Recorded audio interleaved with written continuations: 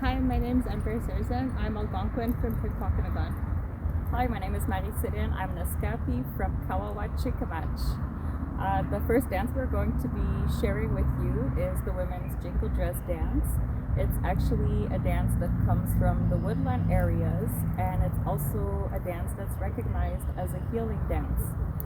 This dance actually came to an elder in a dream as he was praying for his granddaughter to heal from a very critical illness. And after speaking to people in the community, the women in the community constructed the dress, curling some of the top lids of tobacco cans, so tobacco being one of our sacred medicines. So that's what the cones on the jingle dress represent. Sometimes now they're made out of just more modern material, and some are actually still made out of tobacco lids. So the dress is made to represent 365 teardrops, and also to replicate the healing sound of water. The Jingle Dress dance.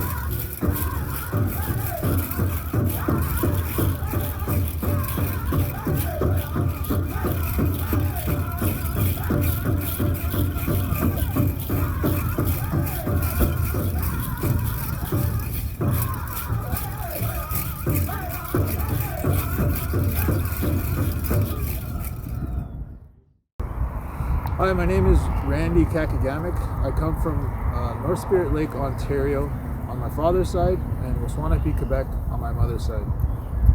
The performance I'll be doing for you is the grass dance. This originated out in Omaha Nation.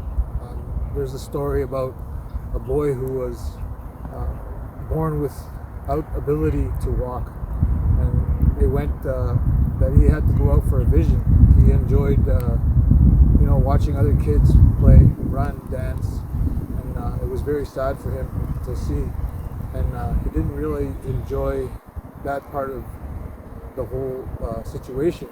He was trying to figure out a way to get some joy in his life. So what had happened was he went to an elder, and the elder had told him to go out in the grasses to go pray. And he was out there for quite a long time. He ended up having a vision after a few days. He was very hungry. He understood that, these are the way things were done in the past. So what had happened was the vision came to him of himself dancing, and he had the fringes that were hanging off of him, and they were the grass that he saw all around him. So when he eventually came back to his territory with the people, he was able to share this with them. And he told them about the dance and instructed people how to make their outfits. And upon that first powwow that they had with all these people dancing this new style, he came up and he started dancing miraculously by himself as well. He made his own outfit and he enjoyed the goodness of his vision. So this is the dance that I'll be showing you today, the grass dance.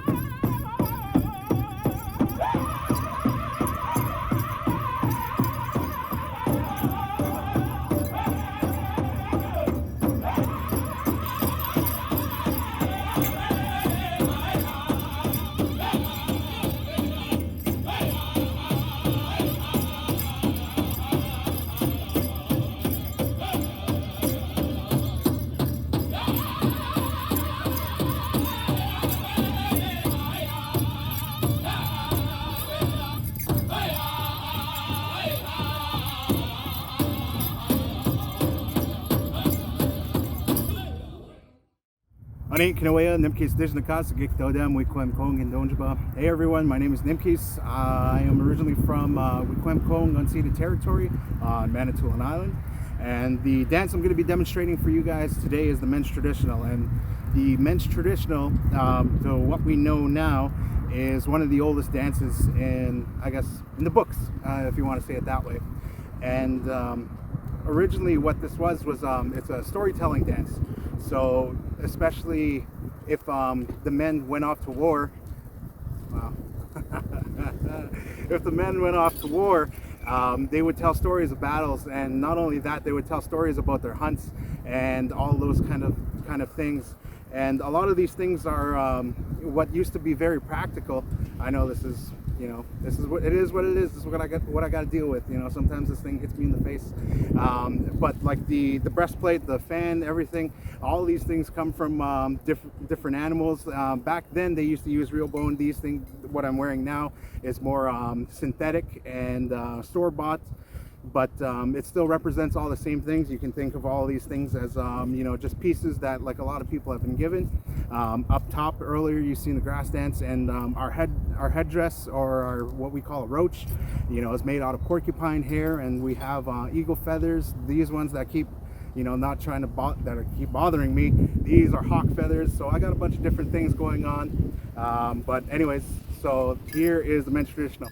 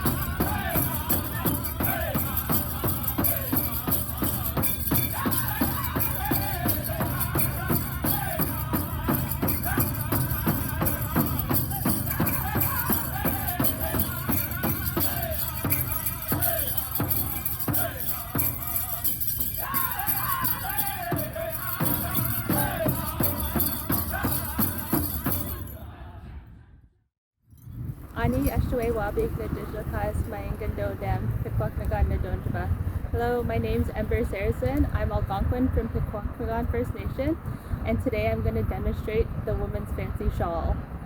The woman's fancy shawl came from Oklahoma and is now part of the powwow style dance. Is one of the newest, most contemporary dances to come to the powwow trail, and it was brought the men's fancy dance. Men's used to have really fast dances, and then they had men's fancy dance, and they had two bustles. So you probably saw the men's traditional, where they just had one.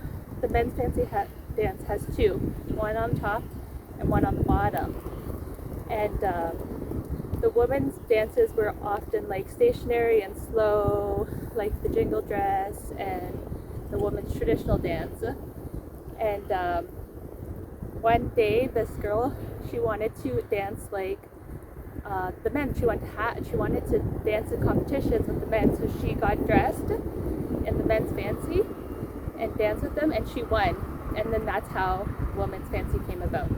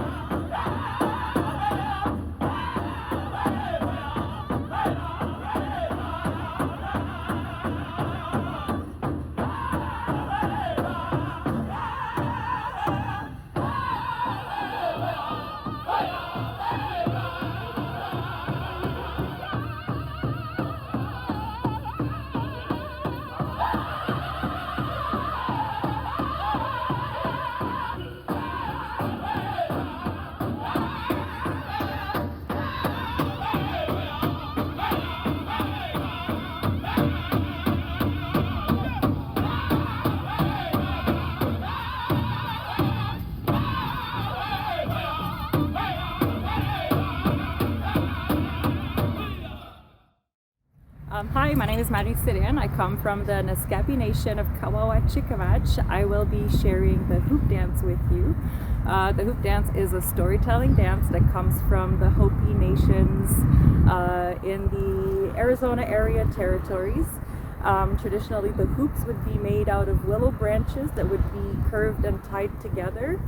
The hoops could also be colored in different colors. It would be a lot more earth tones, but because we are in a contemporary time, we also use contemporary materials.